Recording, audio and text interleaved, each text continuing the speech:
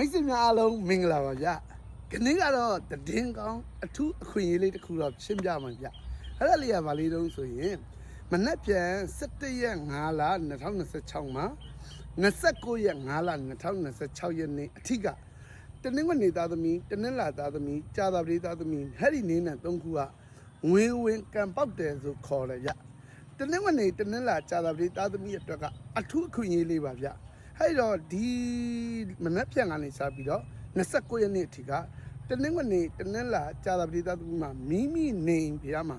အောင်တပြေ6ညတေးကြပေါက်ကပ်ပေးရမယ်နံပါတ်1နံပါတ်2မရှိစရသားလေးတွေကိုပတ်စံ6000သို့မဟုတ်600လေးလူတန်းပေးပါဗျအဲ့ဒါလေးလူတန်းပြီးမိဒီတစ်နှစ်လုံးအတွက်တနင်္ဂနွေတနင်္လာကြာသပတေးသားသမီးတွေကကံပွင့်လက်ပွင့်ထီပေါက်တဲ့အချိန်ဆိုပြီးပြောလဲမှာမဟုတ်ဗျမိတ်ဆွေများအားလုံးလက်ပွင့်ငွေဝင်စိတ်ချမ်းသာကြပါစေဗျာ